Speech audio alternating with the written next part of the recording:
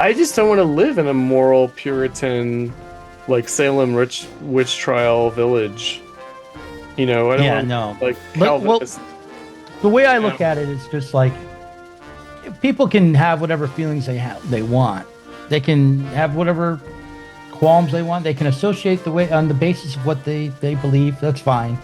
But I insist on fences and good neighbors and staying out of each other's business as the rule staying of. out of each other's business.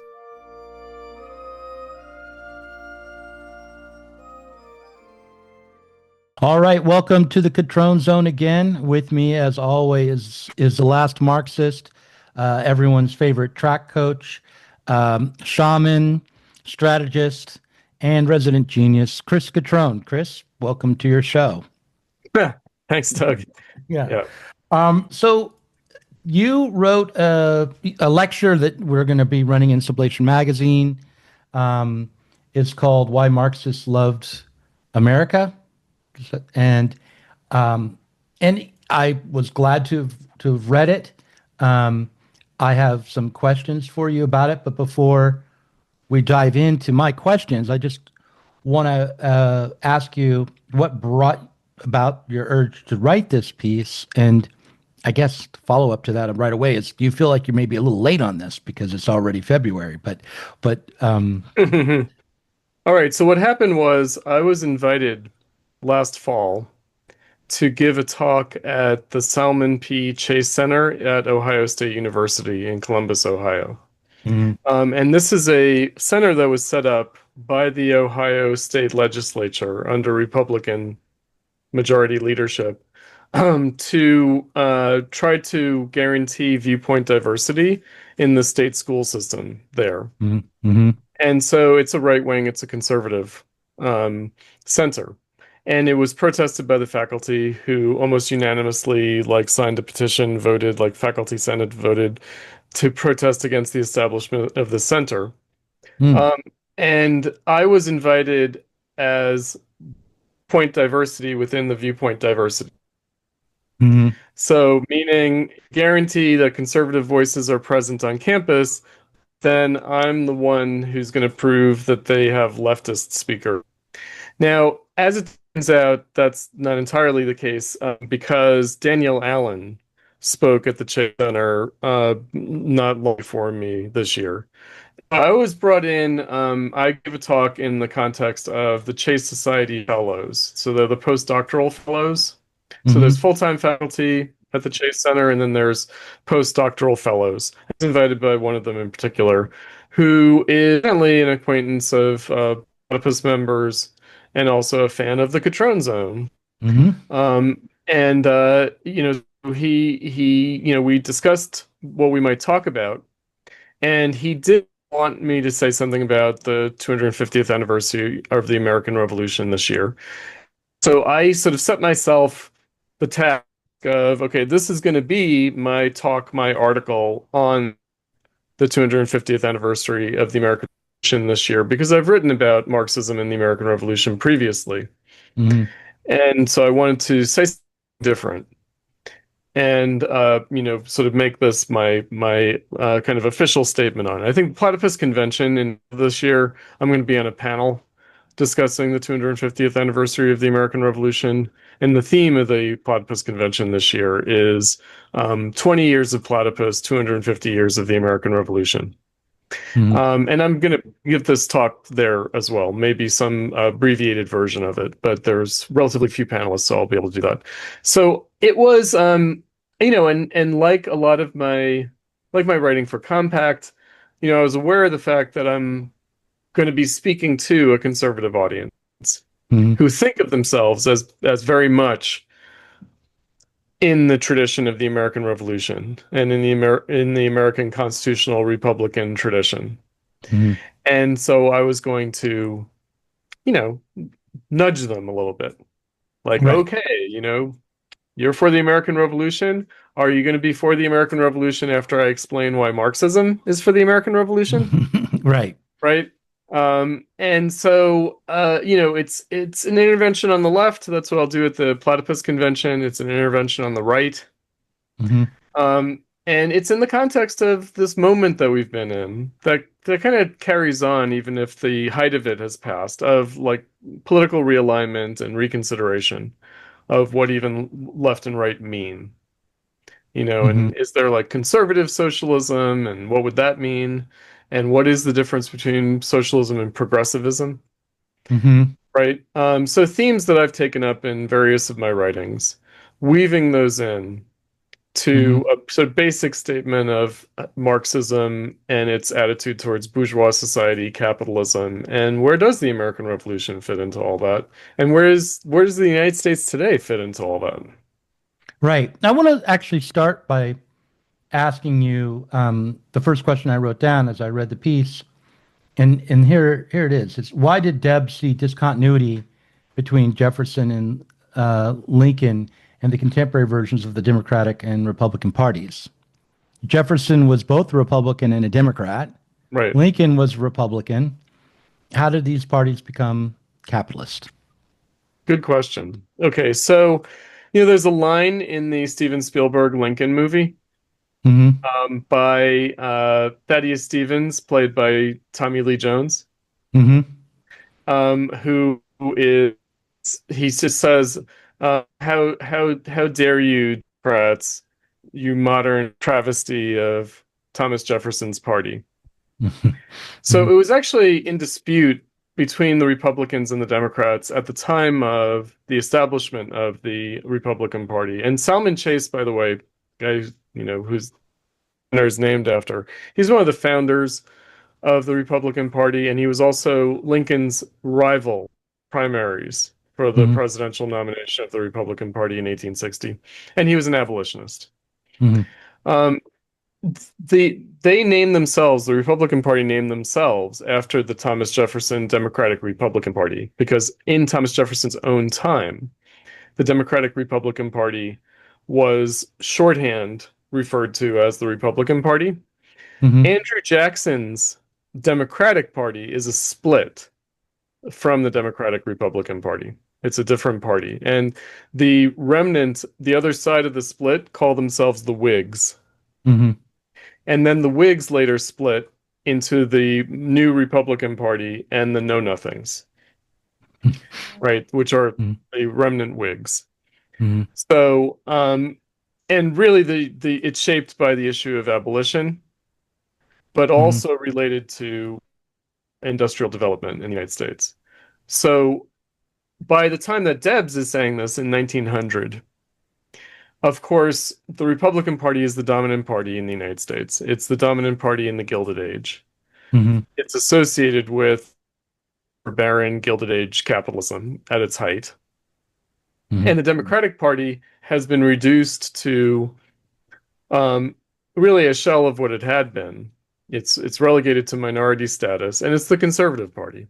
And that's why it's the party of the South. That's why it's the racist party. Hmm. The Republicans are the Black Party. Hmm. They're the Progressive Party. Right. And the Democrats are the Conservative Party. And the way Debs put it was that the Republicans' slogan is prosperity galore, give us 4 years more. Hmm. And the Democrats are the wailing cry of the dying middle class. And that's in the context of the William Jennings Bryan Right. populist movement, which Hmm. folded into the Democratic Party. Right. So Hmm. Bryan became a Democrat. Eugene Debs started out as a populist. He started out Hmm. as a Democrat, then Hmm. became a populist, and finally a socialist. Okay. And his break from populism was when he read Kautsky and Marx, Hmm. Hmm. right? And progressivism is a later development, and the socialists sharply distinguished themselves from the progressives. Right. Now, the progressives were an attempt to reform the capitalist system, also the political system. Hmm. But and then they differed between the different flavors because progressivism had a presence in both parties. So Theodore Roosevelt he's the Progressive Party candidate in 1912. And Woodrow Wilson is influenced by progressivism, but he's actually much more of a mainstream Democrat. then Theodore Roosevelt was really breaking with the Republican Party in significant ways, even though there was already some progressivism to Taft, Hmm. who was the Republican candidate he ran against. So it's an interesting time in American history Hmm. in terms of the monopoly capitalism, imperialism, of course. Theodore Roosevelt was the vice president of McKinley, who was president during the Spanish-American War and who was assassinated for it. Hmm. So he was assassinated by an anarchist in protest of the Spanish-American War. And Theodore Roosevelt became president out of that assassination. Hmm. And I guess Theodore Roosevelt's now known as like an imperialist, Right. right? But it would have had a different flavor than what we think of as like European imperialism and from what we think of as imperial 20th century. In other words, it was the capitalist progressivism, Hmm. Roosevelt's imperialism. Whereas the Democrats were anti-imperialist. So William Jennings Bryan was anti-imperialist, Hmm. but from a conservative. Like they were conservative anti-imperialists because they were against monopoly capital, finance capital, and the empire in that respect. Right. And they wanted the state as a counterbalance to that. Right. They Right. wanted to, So one of the things I know about them is they wanted to use monetary policy and as a way to even out the sectors of the American economy, when they to help. established the Fed, Hmm. right? So when they established the Fed, the promise was that this would eliminate the business cycle. And as we Right. know, the Great Crash and the Great Depression was the biggest of all time. Right. So it didn't do that, and in some ways, it actually made it worse. Right. So they just a little history lesson here. That original split within the Democratic Republican Party. What brought that split on? What did the Whigs represent that the Democratic Republicans did not, or how did that emerge? Well, it came from side. So the Andrew Jackson Democrats are the instigators of the split in the Thomas Hmm. Jefferson Party. Um, and it really comes out of electoral dynamics, meaning it's mediated that way, but it does have something to do, and this is again why progressives can reach back to Andrew Jackson in some respects. Mm. That Jacksonian democracy is an attempt to expand democracy in order to include more of the working class that is affected by industrialization. So the US doesn't really industrialize very vigorously until after the Civil War. Hmm. But of course, the United States is affected by the Industrial Revolution happening in Europe. Hmm. And that's why Andrew Jackson, his like little revolution, basically, his electoral political revolution. And again, that involves breaking with the old Democratic Republican Party. It involves breaking. I mean, this is the way progressive historiography will say, oh, well, Thomas Jefferson's view of America is based on like the smallholder farmer and the small artisan working class, and it's not appropriate to the modern industrial system. And Andrew Jackson kind of modernizes American politics. That's Hmm. what the democratization is understood to be. Hmm. However, Andrew Jackson is also that's the origin of the party machine, Tammany Hmm. Hall. And it's also, become that's when the Democratic Party becomes more like ethnic immigrant based, starting in this Hmm. period as well, in the cities, right? So it's the party of the South Hmm. and the party of the cities by the time of the Civil War. Hmm. Right? But why it's the party of the cities is that it is trying to embrace the newly emerging industrial working class, which has a disproportionately immigrant participation, Hmm. right? As opposed to what we might call like smaller, more bourgeois capitalism that the Whigs represent, Okay. So right? the Whigs would represent farmers more, or Sure. So Abraham Lincoln, hmm. the Hmm. log cabin, Hmm. Hmm. this whole image and why those people would have been hostile to slavery. So the whole, the issue leading up to the Civil War of expansion west and whether it will be free soil or slave, Hmm. right? So free soil means there'll be room for small farmers. Slave means that it's going to be these massive plantations, Right. right? So that's really the issue. So the people who want the land to be smallholder farmers are willing to like kill and die over stopping the slave plantations from settling the West. Right. Right. Bleeding Kansas. Hmm. Because there's a low-level civil war before the Civil War proper, Right. right? Already going on, and so again, the Whigs become a kind of artifact, and that's why they have to be split to bring about the necessary political force to push abolition. Yeah. One thing that strikes me just listening to you describe this is that the way in which the contemporary left, explains the presence of and the reliance on slavery Hmm. in America's history today is well, it's simple, and it usually they just point to some sort of intrinsic racist uh, Oh, right, character right, to racism. to Yeah, white people, in white yeah. people. But if you hear to hear you describe it, there were economic concerns, and Social there was a way in concerns. which, yeah, social concerns and economic concerns that which aren't really separated, Right. which are in the background, in which split uh, capitalists, holders, or the bourgeoisie against each other. Yes. And it was not, so it was on But the both ruling sides. class. Yeah, Yeah. on both sides you had self-interest at work. It wasn't as though the abolitionists were simply, not Altruistic.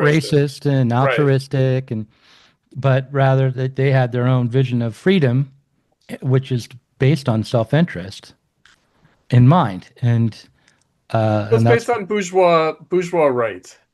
right. It is. And but the interesting thing is that uh the workers' movement in the United States as it developed in the 19th century is Hmm. also a kind of a mixed character. And it Hmm. tends to be falsely projected back from the Gilded Age onto the preceding period, Hmm. in ways that are kind of misleading. So, there's a question of, unions, Hmm. like what the significance of unions are. Are they like protecting native born workers against like immigrant workers? Are they, are they self-interested like that? In other words, are they conservative or are they progressive? And Right. of course, the question of like socialism and the labor movement is different from that. It's not like socialists are just simply on the side of whatever might be purported to be the progressive aspect of labor unionism. It's Hmm. also the case, people tend to forget that most socialists and communists in the mid 19th century were hostile to labor unions Hmm. because they saw them as a kind of concession to the wage labor of capitalism. So they Right. saw the way that the workers were adapt capitalism.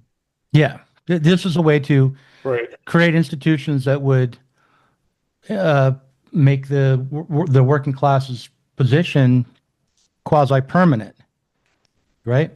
And kind of. Right.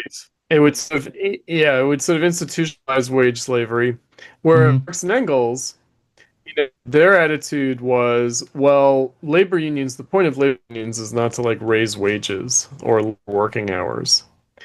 because that can for all sorts of reasons. So if you look at the struggle over the working day in Das Kapital, Hmm. a lot of it's brought about not by labor organization, but by like Christians who think that it's like ungodly, it's unchristian to work the working class, the way they were being worked, like Especially 14-hour days, 7 days a week. child labor was a particular um, sticking point at that And time, women, and and women, women. and Hmm. women. Yeah, women, right? Because putting women in the workforce, putting women in the factory meant that they were subject to sexual predation, but also sexual freedom. because they're Mm, outside the house. They're outside of their supervision by their male relatives, right? right.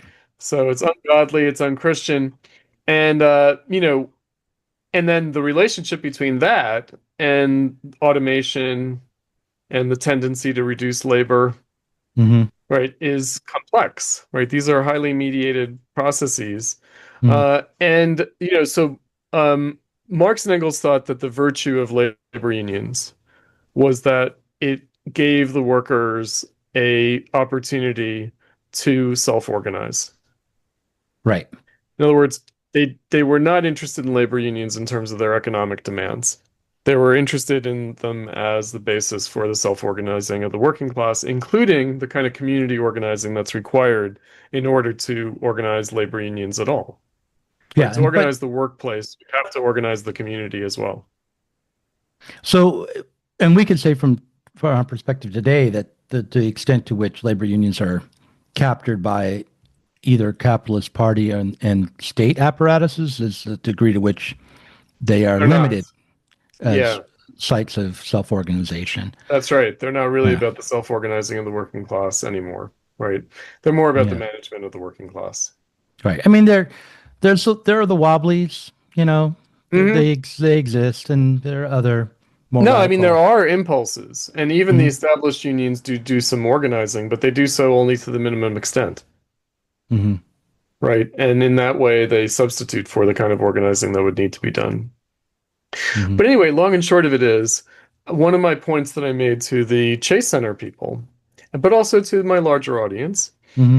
is that the workers' movement for socialism is based on we might say the impulse to conserve the values of the bourgeois revolution.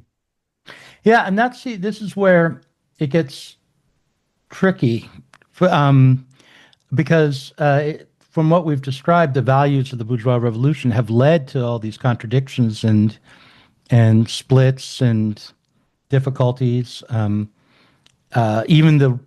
Even the formation of labor unions. Hmm. It has a dual character. It Uh, does. In some ways, they fix, meaning when labor unions are suppressed, it's also done in the name of bourgeois right, mhm. meaning of workers, meaning what you'll get, and you get this a little bit in neoliberalism. You get a reprise of a lot of things in the 19th century, Mhm. like the states that right to work laws, Mhm. right, which are anti-union laws, meaning workers should have a right to work and also right to refuse to join the union, Right.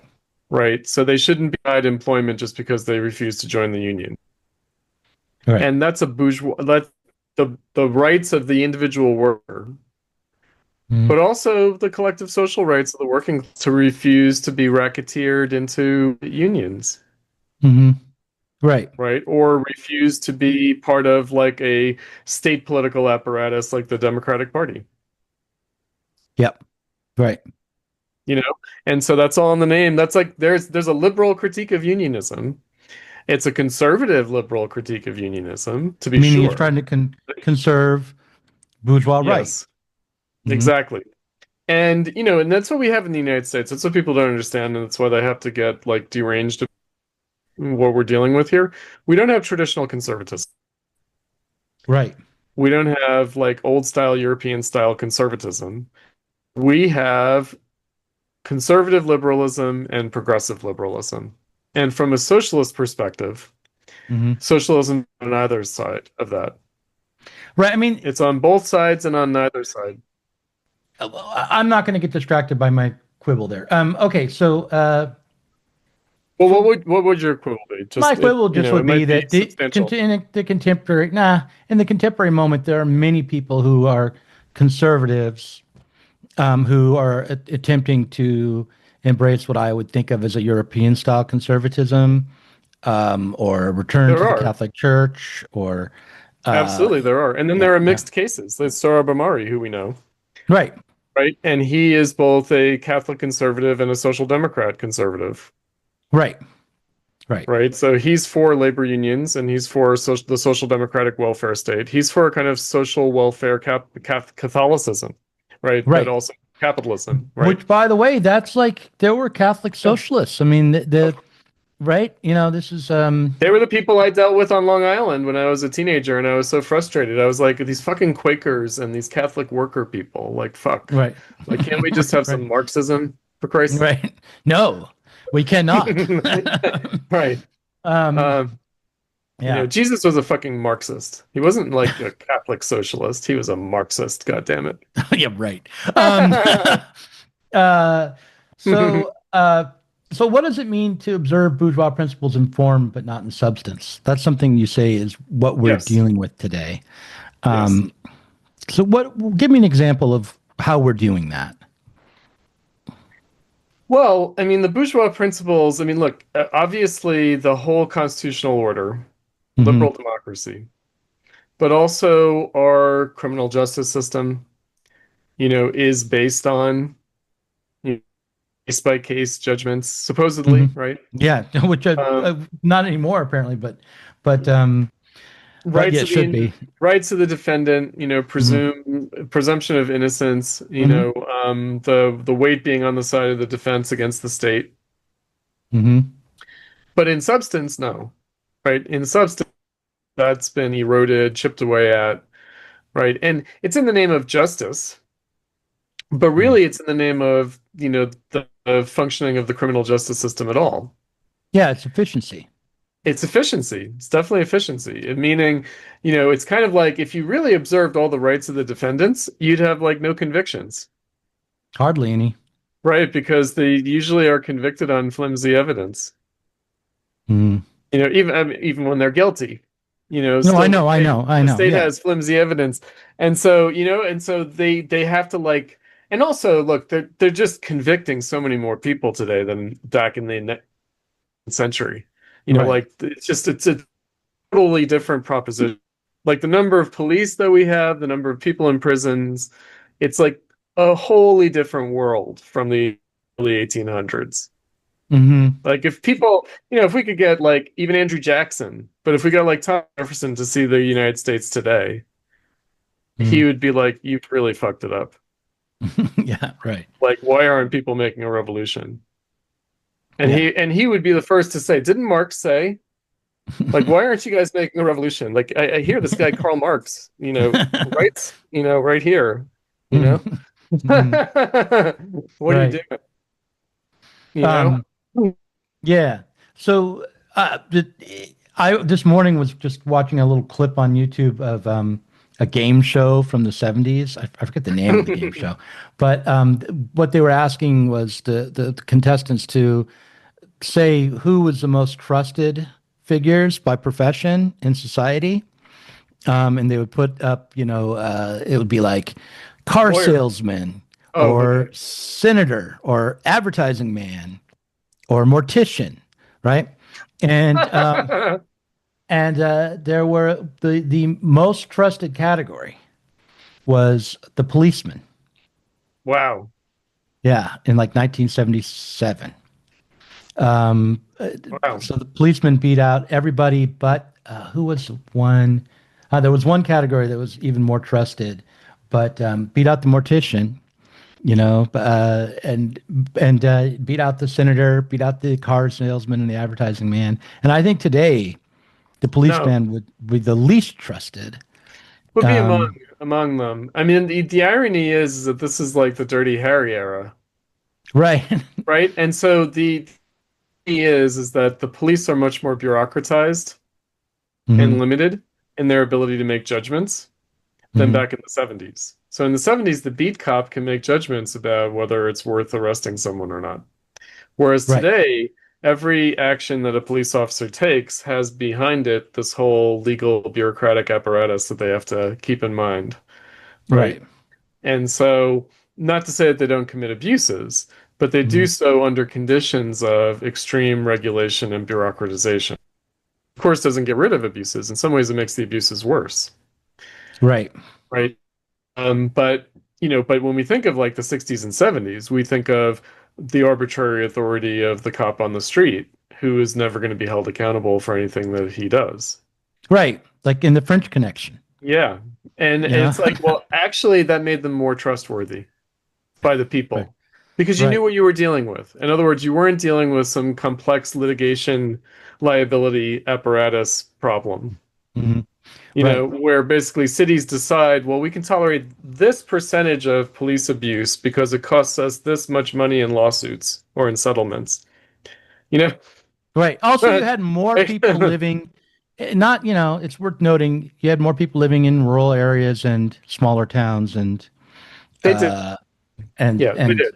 as agricultural workers then. Not, it's still markedly different than it had been 50 years earlier, but it's been reduced even further. Even further, there's been a further urbanization since Yeah. the 70s, Yeah. which is strange to con contemplate. We also, you and I grew up in the time when cities lost population too, Hmm. right? So it was also the case that there was like a more even distribution of the population back then than now. Hmm. However, cities also were greater in population and then shrunk, and then more recently have Yeah. grown again. But also we've had like the growth of like exurbia, kind of suburban Hmm. quasi-city kind of areas, Hmm. quasi-urban but not quite urban. Hmm. In other words, the city proper maybe isn't, at its height, but urban America might be more generally at its height. Yeah. I mean, if you, I grew up in a small town, small city called Colorado Springs. And Hmm. if you go to downtown Colorado Springs, it's pretty tiny, but it's actually grown as a city tremendously. And it's all this exurban kind of sprawl all Oh no, so around. when I went to Ohio State University, when I went to Columbus, Ohio, I had no idea. I'd never been to Columbus, Ohio. I've been to other Mhm. parts of Ohio, but not to Columbus. And they were talking about how the population had grown so much in Columbus. And I Mhm. just saw your typical strip mall, exurbia, kind of Mhm. anywhere USA, kind of rural to my Mhm. mind. Mhm.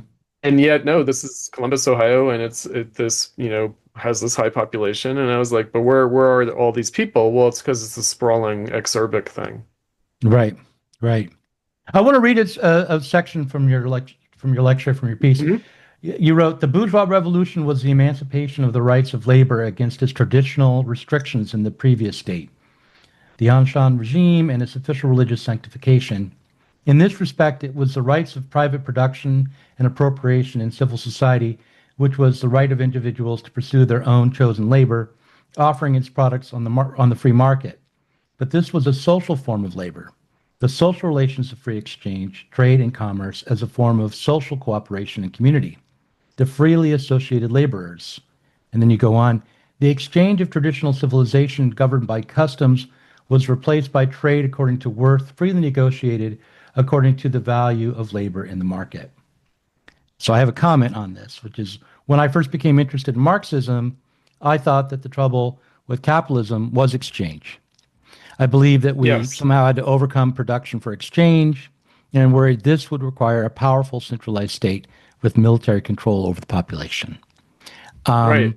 So today, this notion of social relations in a free market of exchange it's kind of difficult to conceive of, that they would be social relations rather than Just private. objective Right. relations between things and that you're Uh-huh. dominated Uh-huh. by, right?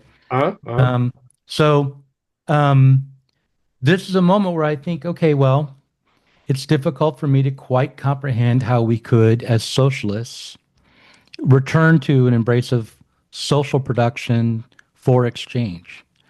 Um, Right. I mean, the thing is how it's mediated, you know? mhm. And so obviously cooperation has undergone a transformation in the Industrial Revolution. Hmm. So bourgeois thought thinks of society as cooperation. Hmm. And the question is, how is the Industrial Revolution both the continuity of a form of cooperation, but also the negation and destruction of that cooperation? Hmm. And so what we have, typically we have this, and especially in the neoliberal era, I feel like much more than in the 19th century. In Marx and Engels' own time, it would impose the way it's posed now as state versus market. Hmm. And it's kind of like, well, actually, socialists are not on either of those sides. It's not like socialists are on the side of the state as opposed to the market, Mm-hmm. nor, of course, are socialists on the side of the market as opposed to the state, because there's a recognition that industrial production is beyond market relations. There Mm-hmm. is a form of social cooperation, and it is a free form of social cooperation. You can still quit your job, you can move. Mm-hmm. The peasants can't quit being peasants and they can't move. Right. And neither can guildcraft artisans. They can't quit their job, nor can they move. Right. Right? So you can move to the latest industrial boomtown. You can move across the world. Workers, like who's building the Gulf states? People from Bangladesh, Philippines, and Africa. Mm-hmm. People move across the world. It's one of the things that I talk about is that in the era of the Second Industrial Revolution, there was a cosmopolitan working class. Workers moved across the earth to find work, Mm-hmm. and then they sent money back. They earned enough to survive. They sent money back. They saved money and then retired back in their home country. Mm-hmm. It was a migratory working class. It was a smaller world. It was the world of the steamship, Mm-hmm. but people went back and forth across the oceans. They did, Mm-hmm. you know. So, and it was, multiracial. It was multinational, multicultural, multiracial working class. It was very before World War One. Mm-hmm. And so it's, clearly, and there were traditional structures in place as impediments, but the workers got around them. Mm-hmm. The peasants continued to flee the land. They continue to this day to flee the land, Mm-hmm. right? To find freedom in the city, to find freedom in bourgeois society. Mm-hmm. That's still a dynamic at work. We're still living in the bourgeois revolution, Right. and that's what people don't understand is like, look, this whole like American, like pure capitalism, it's it's expanding in the world. It's still going on, Mm-hmm. you know. Um, And when workers protest in China against Communist Party repression, they do so in the name of bourgeois right. Right. And what are we to make of that? Are we on the side of the state that's interested in capital accumulation against the workers who are asserting their bourgeois rights? Come on. Mm-hmm. Right. Like we cannot be that, right? So, and yes, like the Communist Party in China is also on the side of workers organizing against like private capitalists, and they're kind of on both sides of things. But at the end of the day, the bottom line is the Chinese Communist Party is going to defend capital accumulation against the demands of the workers, Right. the way the state in the United States does, you Mm-hmm. know? And so I think that this is the tricky part, is that the problem is not the market. The problem is not exchange. The problem is that the market is subordinated to capital accumulation. Meaning it's Right. not what works in the market that flies. It's what works for capital accumulation. That's what determines things. It's not the market determining things. Yeah, but It see, is totally sub- that has two sides to it too. What works for capital accumulation um, has a side of like basically putting workers to work. yes, That's what works for capital yes, accumulation, maximizing labor of course. hours, right? And then on the other side, it's uh, choosing winners and losers through state power. It's Yeah. Well, we were talking, in other words, to reindustrialize the U.S. takes state action, takes twisting the arms of the capitalists, and takes mhm. twisting the arms of other countries. I mean, we are living through that moment right now. The more closely we Yeah, look at these data centers, we talked about it a week or so ago, right? yeah, yeah, The more we look at the amount of money that's being dumped into building these data centers and all the anxiety around it. And what is that? How does that anxiety manifest? It manifests as, oh no, this could succeed. We might be yeah, dominated by this, right? And right. also in the same breath, oh no, this is bound to fail. This is a bubble. We're all going to be poor, Right. and none of this is going to This is work. what people don't understand. Like, I've talked about this with you in the Cutrone zone in the past Hmm. about how, like, like traumatized PTSD war veteran with the 1,000 yard stare, Hmm. right? I have the 1,000 year stare, Hmm. meaning in 3025 or Hmm. 3026, Hmm. right? How is 2026 going to be seen? Hmm. Yeah, well, I don't know. You tell me. I can't see that far. It's going to be seen as what it is. It's going to be seen as a major transition in capitalism. Right.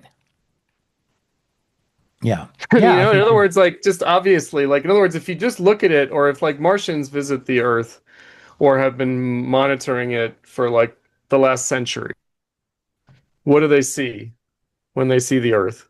Right? They see, oh, they're going through another industrial revolution over there. Meh. And it's like, and it's going to succeed and fail. right. I mean, we got to do the poor man's dialectic. I'm sorry, like we've talked Mm, about, like doing dialectics today is kind of fucked up because it doesn't correspond to the manifest dialectic, and certainly politically in Marx and Engels' time or in historical Marxism's time. mm, mhm, And so we have to do with, man's dialectic with more objectively, which is screwed up. mhm, But, we have to do cognitive dissonance, mhm, that's one mhm, thing. Rhetorically, we have to do cognitive dissonance, but mhm. analytically, we have to do the poor man's dialectic, and we have to say, oh, it's going to succeed and fail. Like, And in we other can words, it's see, like, oh, if you just think back 25 years ago, or 20 years, 26 years ago, yeah, to the dot-com right, bubble bursting. And, you know, I was watching a little YouTube video about this, and they were saying, oh, well, are we headed for a dot-com bust with this AI stuff?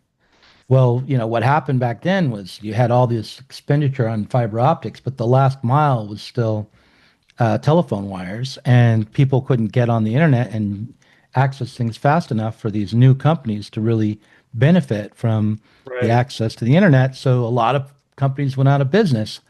And then right. I just thought about what you said a couple weeks ago, which was A couple weeks ago. nonetheless the fiber optics were in place. And Yes, now we all 4 years have, ago. most of us have fiber optic internet Internet. or something that approximates that speed in our And it's homes. still based on that infrastructure. Right.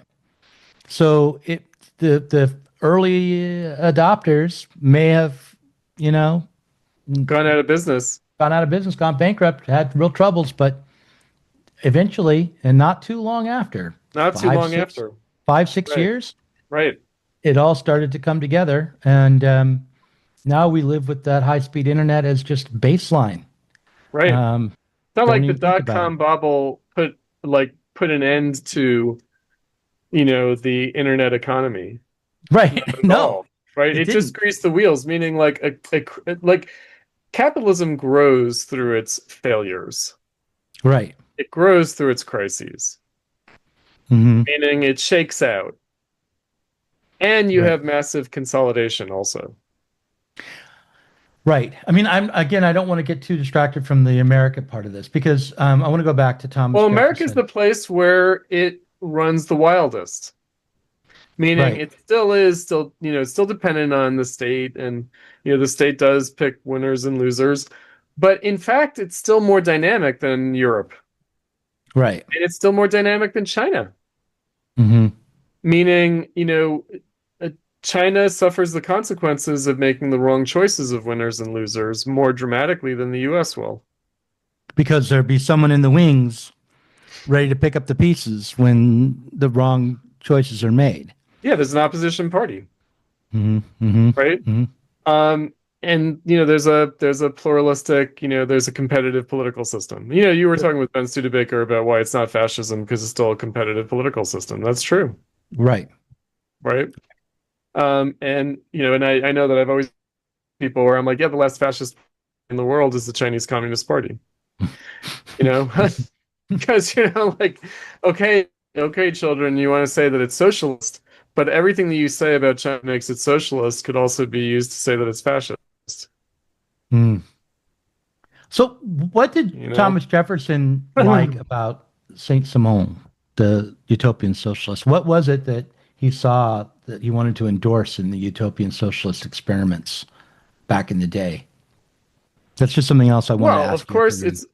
it's super naive bourgeois sentiment, which is these people are trying to apply reason to society.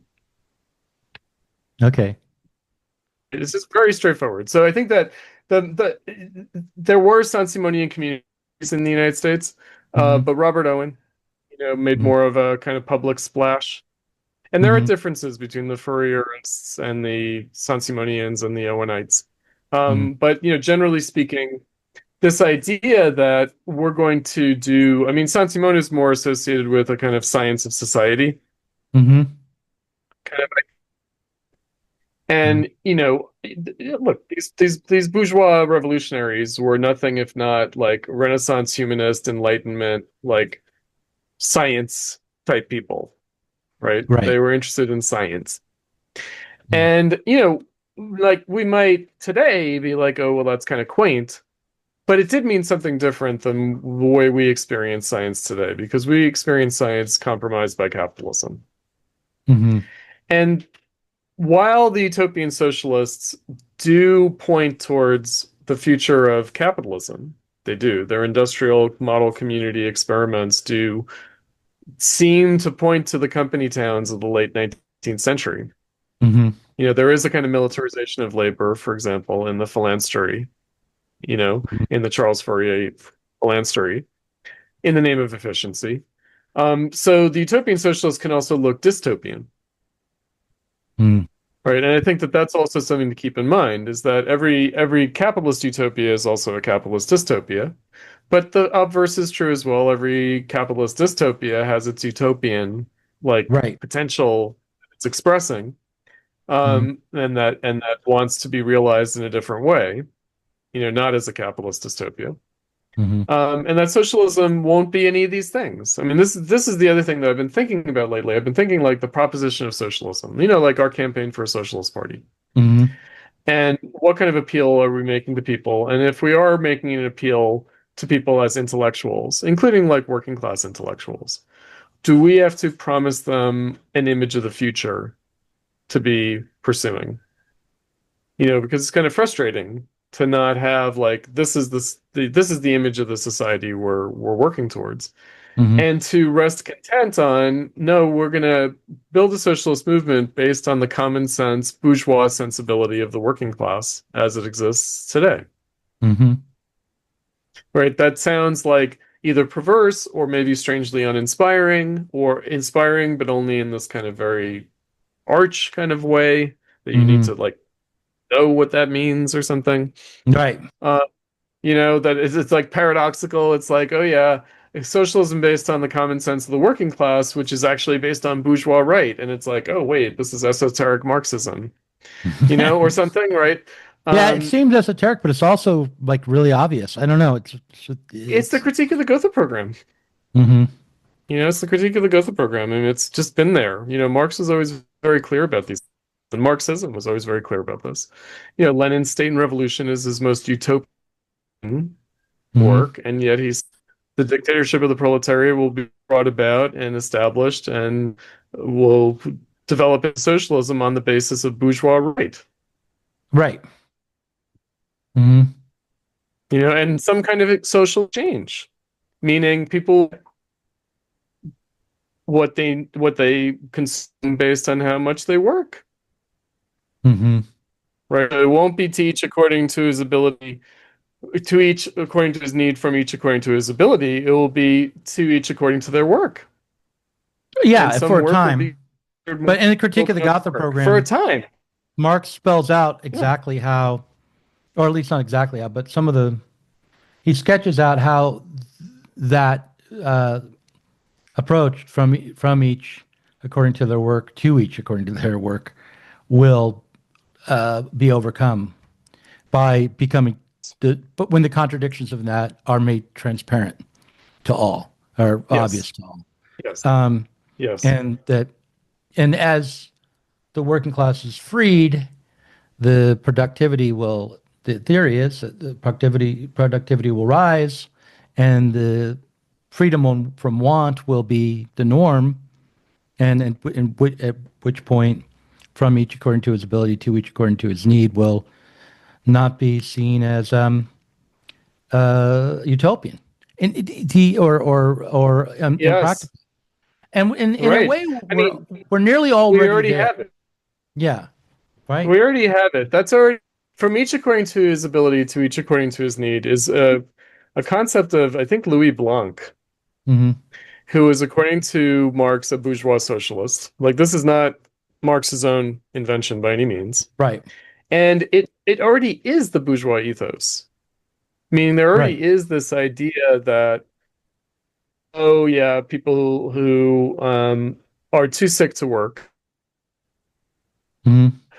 should not, be penalized for that, Right. right? They should receive from society.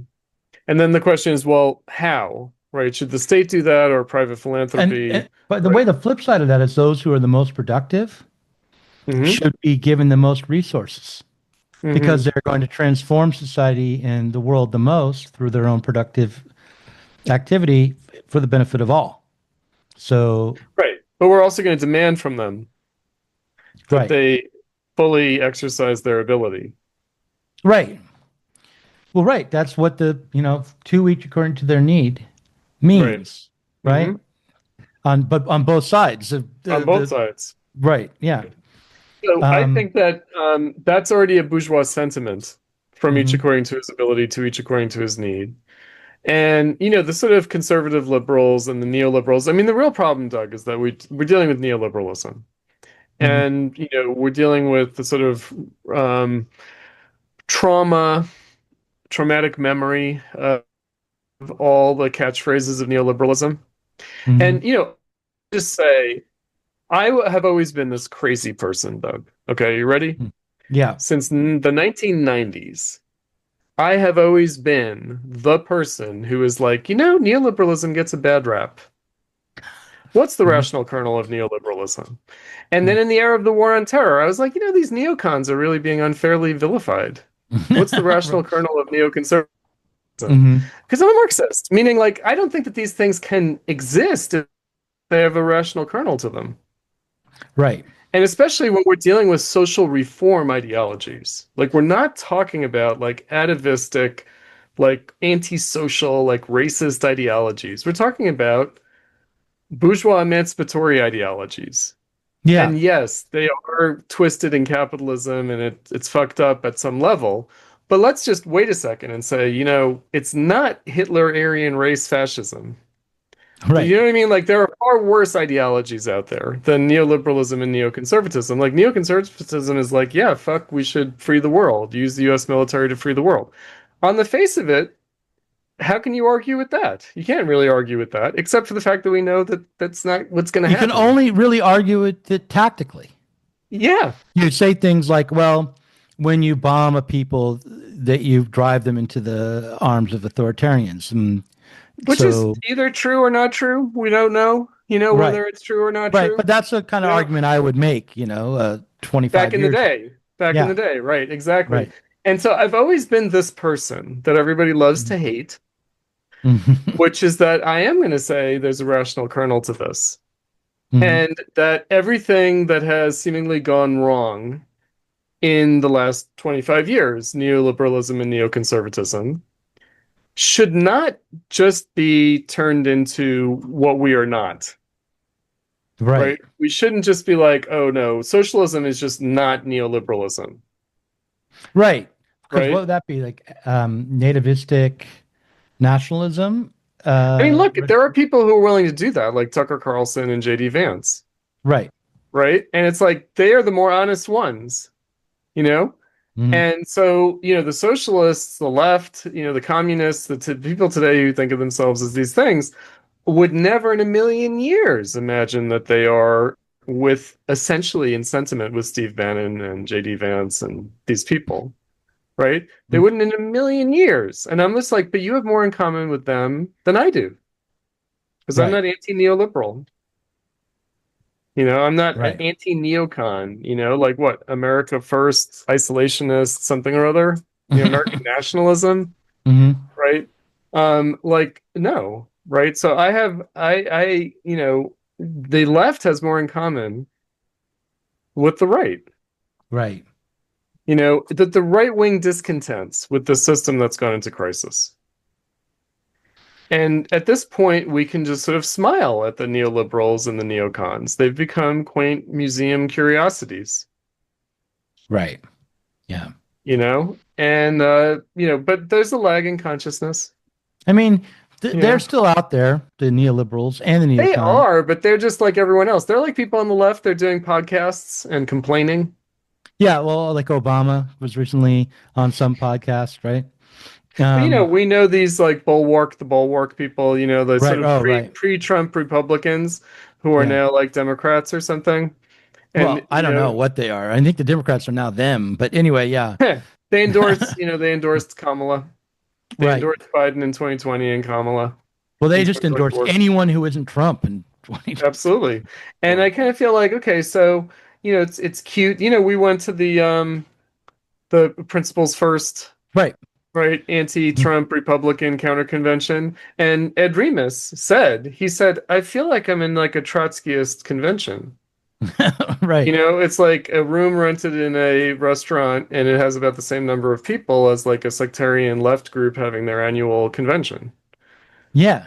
And I was like, yeah, well, capitalist politicians can be reduced to sectarian, you know, Right. Marxists, and maybe the reverse is true. Maybe sectarian Marxists can become like mainstream mass politicians just in a heartbeat. No, no, it doesn't work quite the same way. It's too bad.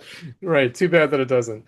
But again, I think that I mean, I've obviously been, I debated Alexander and Tara on Hmm. Stalinism, and even Caleb Maupin, you and I talked with Caleb Maupin, and I was just like, Marxists aren't really anti-capitalist. They're Right. not really anti-imperialists. But You by the know, way, this is something that uh, Zizek was saying mm, right after 2008. And he yep, had his moment saying yep. those kinds of Living in the things. end times. Right. So when he was reading Right. Postone. Yes, it was. Uh-huh. Yeah. Right. Um, and like I thought we all got everybody on that page, around 2008, 2009. No, You know? because they don't understand the dialectical core of it. Meaning Zizek doesn't either. Meaning Zizek's interested in this kind of perverse, provocative, like, unconscious, kind of Lacanian analysis of ideology. And it's Hmm. like, yeah, actually it's just much more straightforwardly dialectical than that. Meaning it's not about people's like, sort of disavowed Hmm. psychology, you know. Hmm. It's not just about counter-identification. It's Hmm. also about the false polarizations of capitalist politics and being sucked into them Hmm. and trying to give some kind of Marxist justification or socialist rationale for the antinomies of capitalist politics, right? And I think that's the tricky thing is that this is very different from the bourgeois ideal of a dialectical relation of politics and society. Right. This is a travesty of that. In some ways, it's still that, but it's very compromised and twisted version of that. Like, this is not liberal democracy anymore. Meaning what we were talking about before, formal and not substantial. Hmm. Formally, this is a liberal democracy. Substantially, it's a bureaucratic racket system. Hmm. Well, okay, on that note, you say it's not a simple matter of proletarian socialism succeeding the bourgeois revolution in terms of leaving it behind, but of actively recovering, struggling within the revolutionary tradition from its contradiction in capitalism. But you've described the bourgeois revolution as continuing, even Yep. now. Yep. You've described the forms of liberal democracy being emptied out and made into just a formal structure rather than having the substance. And And yet, uh, it and still yet, is a so yet liberal we're supposed to democracy. try to we still have to the project of conserving this in a way that takes up both sides of it. And it just I have a trouble Yeah. even now, Uh-huh. coming up with an example where we could say, okay, the proletarian socialists should, in this moment, Mm-hmm. try to recover and conserve what? I mean, or what, how do we Well, keep a your favorite revolution? issue of Hmm. recent years Hmm. is free speech. Right. And Marx and Engels themselves said to their own followers, if you have to choose between the franchise, the vote, and free Hmm. speech, choose free speech. Right. Right. There you go.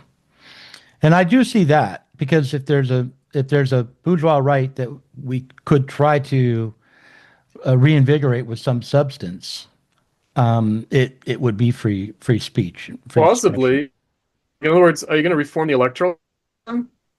No. Like, and also, why would you? How would you, like, what would motivate that? I mean, I think Ben Stubik has talked about this, about how, like, the left who complains about the US constitutional system, they just complain because they want the Democrats to win more across the board, Hmm. right? They just want to wipe out the Republican Party.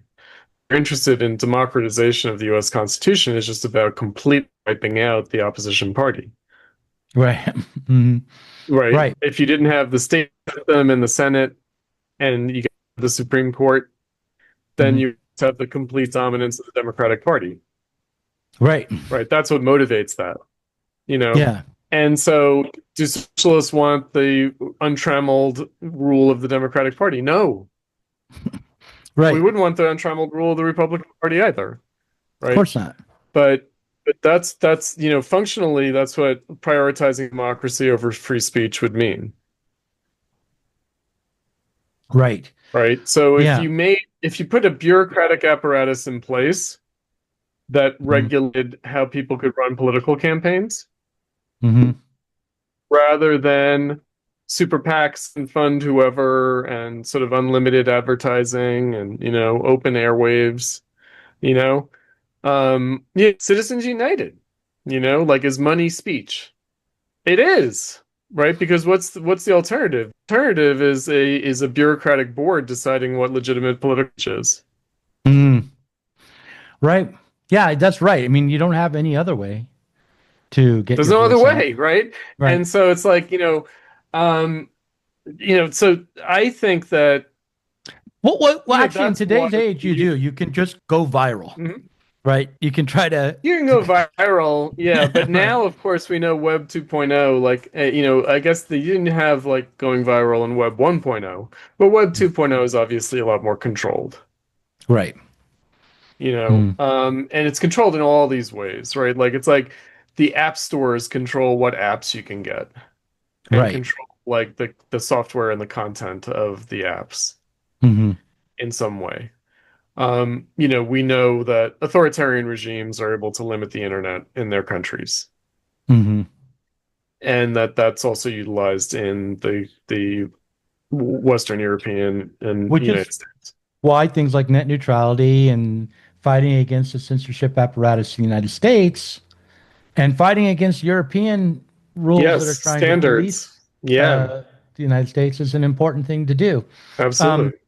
yeah, Monday I talked to Studebaker. We ended up just talking about how to be civil and what the difficulties are in civil society and around speech and learning and reason and all of that. Debating. Yeah, and debating. And I think he was pushing for the need to educate as as he typically does, whereas I was just making an appeal to people to lean on their own reason more rather than follow the Oh yeah, herd. Kant's What is Enlightenment? Hmm. Right. Absolutely, which I think Studebaker thinks is too limited and too based on bourgeois civil society in its I, conception. yeah, he thinks. Well, I mean, his what he would actually argue is just that it leaves out. Maybe you'd say it's one-sided. It leaves out the necessity for education Education. and Yeah, authority. exactly. It assumes, generally Studebaker's critique is that the bourgeois concept of politics has a very thin conception of citizenship. It takes to Hmm. be a, participant in politics. Whereas, in fact, it requires a great deal more. Being an agent on the market, is not enough to educate you in the political sphere, right? Hmm. So he thinks, we need, and he probably also thinks that we have the technical ability in a way that was not possible in the past to have a Hmm. more educated population. Hmm. In other words, he probably is, in the background some kind of unconscious assumption about how, people can learn and teach on the internet in a way that they don't need formal institutions anymore. And so it Hmm. just comes down to the quality of the ideas. That's his Right. debate with me about, Hmm. like, I'm purveying dogmatic Marxism, whereas he's purveying learning how to think through Plato. Hmm. Right. So if the internet was a place where people learned how to think through Plato as opposed to just the promulgation of various dogmatisms, Right. then you would have a better educated population in terms of participating in politics.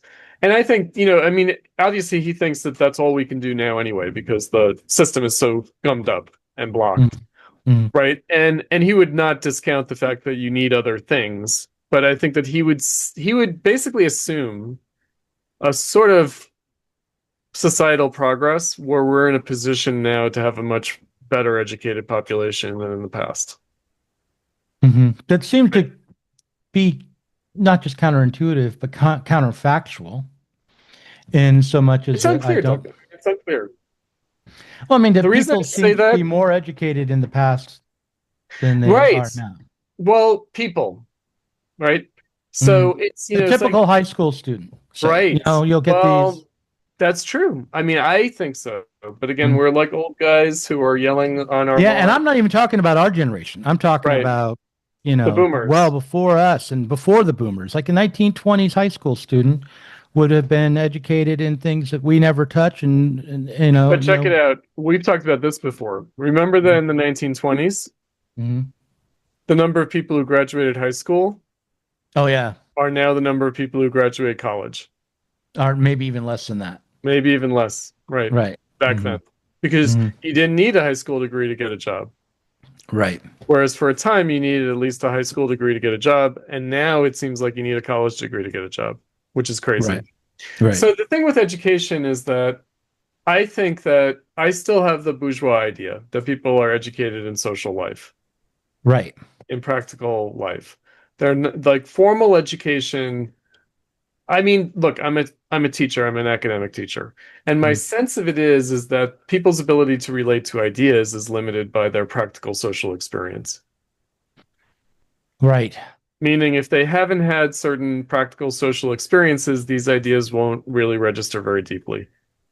They'll just be little logical functions or something. They won't like really have any substance behind them in the way that they do for me.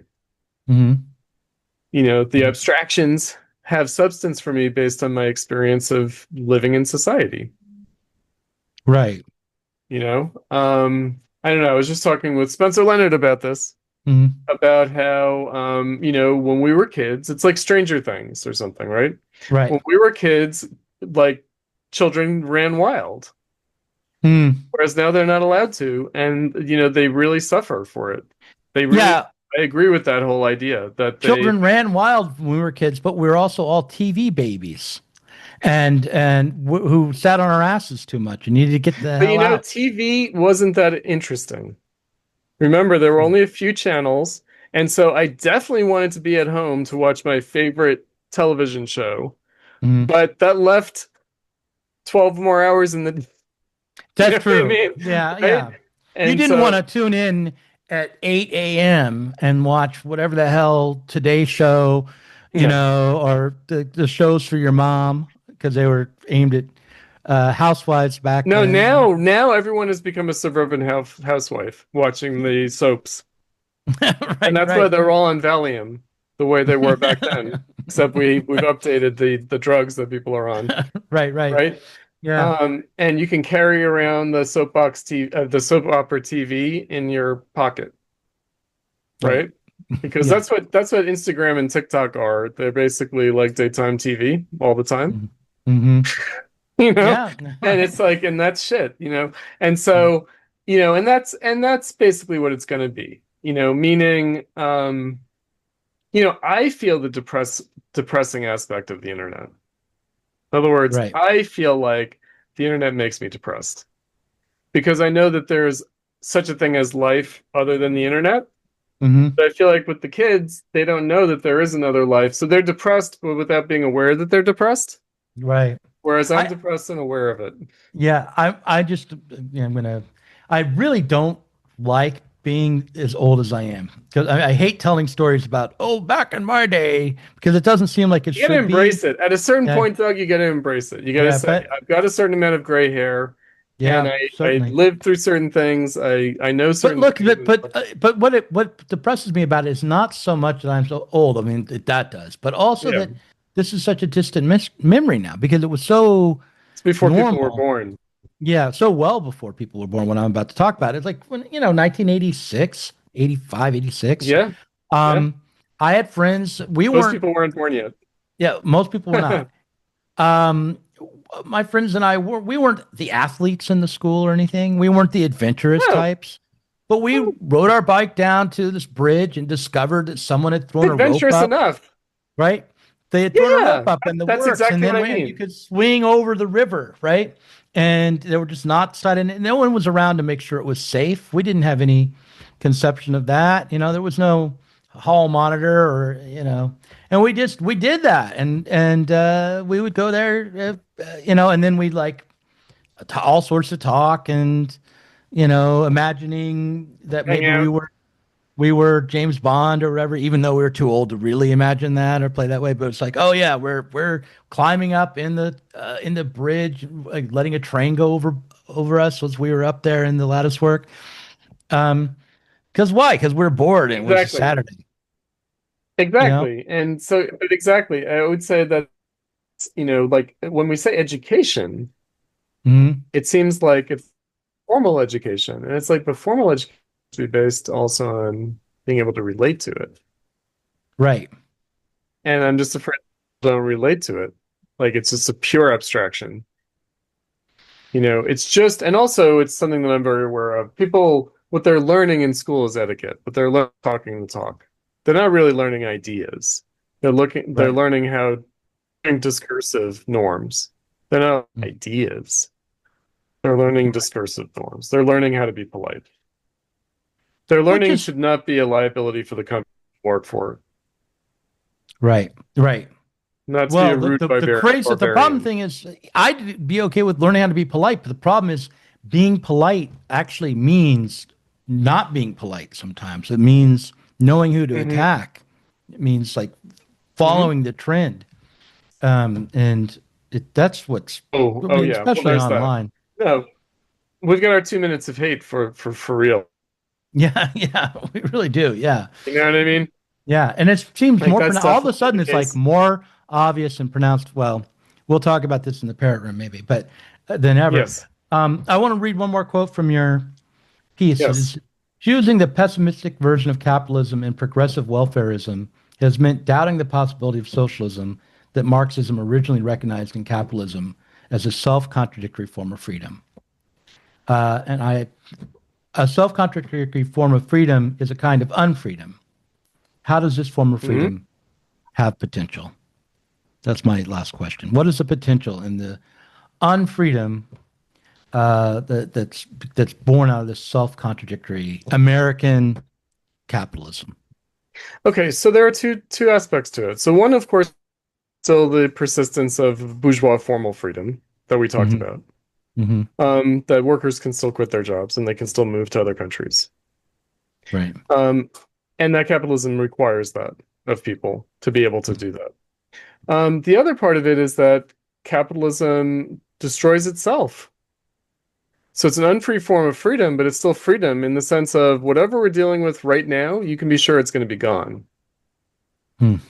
right? That doesn't mean it will be replaced with something better, but at least it won't just be this in perpetuity, Hmm. Hmm. right? So the world will change, and every major revolution in capitalism is at least an opportunity Right. be seized. Meaning, like, yes, it's a horrible dynamic of freedom, but it still is a dynamic of freedom.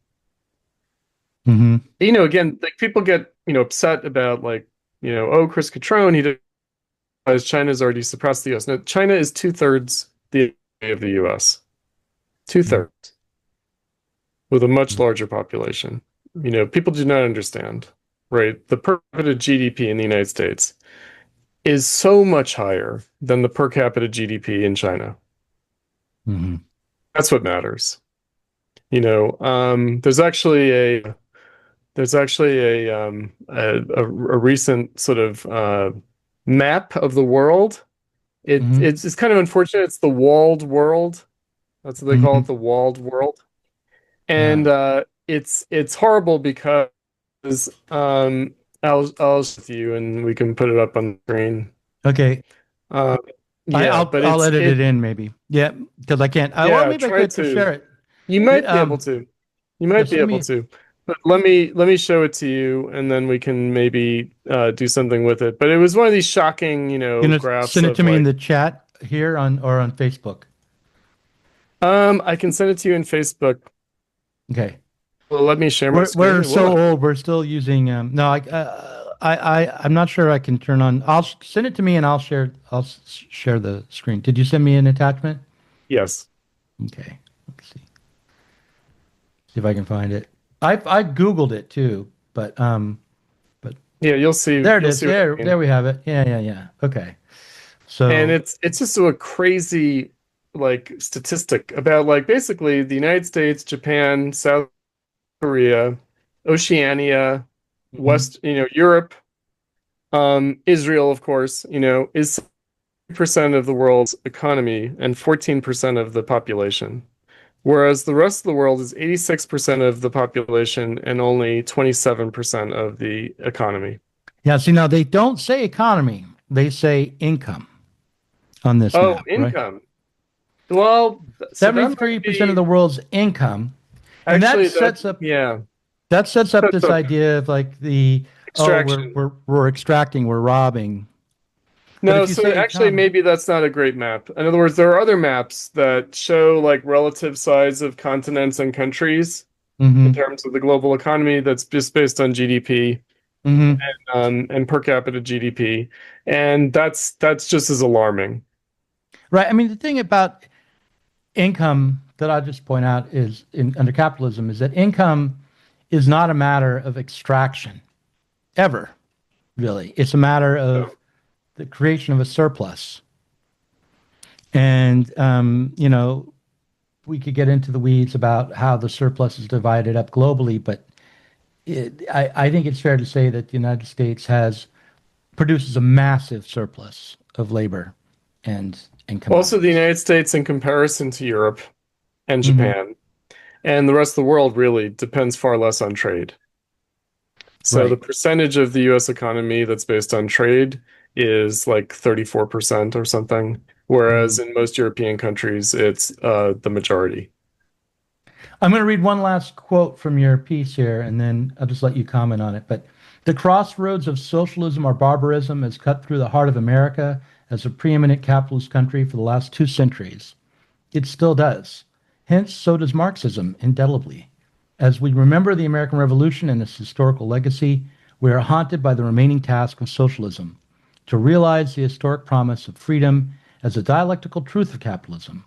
The truly emancipatory character of the American Revolution lives, however contradictorily, in capitalism, and its fate will be determined in the struggle for socialism. Yes. Yeah.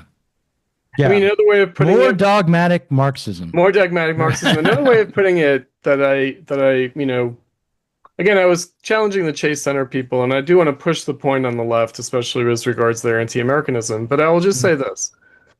The American Revolution belongs to the world. It doesn't belong to just Americans. No, the American Right. Revolution is a legacy for humanity. It belongs to the workers of the world, Hmm. Right. and it's not the property of like I don't know the J.D. Vance legacy population or whatever. No, Right. no, Right. no, Right. no. The American Revolution belongs to everyone in the world, and especially the workers of the world. Right. Right. Well, you know what? When we go to the parrot room, there's a couple things we should talk about. I want to talk about individualism, but that there's a certain amount of narcissism involved in my obsession with that at the moment. The other thing we might talk about is Marco Rubio's speech in Munich, Yeah, the and Munich Security Conference. yeah, and the Hmm. AOC's response to it, Hmm. and also I guess this Epstein thing, which I hope will be, you know, the hysteria will be ending soon, but we'll see. But No, yeah, people are running around saying that they've only released 15% of the documents. how Something do they know? insane. How do they know that? I mean, what Exactly. is? It's kind of nuts. And so yeah, we can talk about that too. Okay. All right. I'll send you another link in just a moment. Thanks, Chris.